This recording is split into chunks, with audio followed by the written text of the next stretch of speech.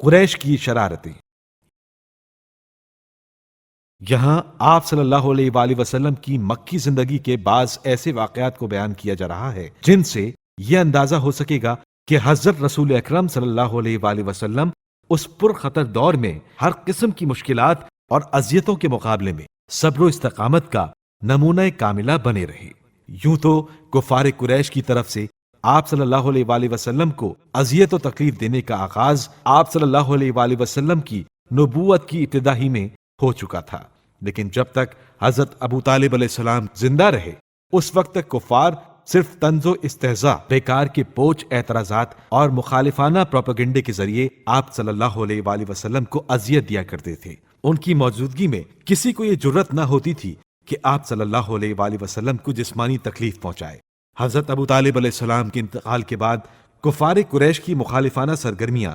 تیز تر ہو گئیں۔ حضرت صلی اللہ علیہ وآلہ وسلم کی تعلیمات چونکہ تمام قبائل عرب کے خلاف تھیں، اس لیے اعلان رسالت ہوتے ہی ہر طرف ایک آگ سی لگ گئی اور ہر قبیلے سے مخالفت کی آوازیں بلند ہونے لگیں۔ آپ اس بات کو بخوبی سمجھ سکتے ہیں کہ جب تمام شہر بلکہ تمام ملک کسی کا مخالف ہو تو کامیابی کس قدر دشوار ہوتی ہے، لیکن حضرت رسول خدا صلی اللہ علیہ وآلہ وسلم اس عام مخالفت سے کسی ایک دن بھی دل شکستہ نہیں ہوئے اور انہوں نے اپنی تبلیغ کا سلسلہ مستقل مزاجی سے جاری رکھا۔ ابتدا میں تو لوگوں نے آپ صلی اللہ علیہ وآلہ وسلم کی بات پر کان دھرا ہی نہیں بلکہ ہنسی مذاق سمجھتے رہے، لیکن جب اس تبلیغ کا اثر روز بروز بڑھتے دیکھا تو چھکے چھوٹ گئے اور پھر ایسے بگڑے کہ مرنے مارنے پر آمادہ ہو گئے۔ حضرت رسول خدا صلی اللہ علیہ وآلہ وسلم کے ان مشرکوں میں سب سے زیادہ دشمن ابو لہب، ابو جہل اور ابو سفیان تھے۔ قریش کے دل میں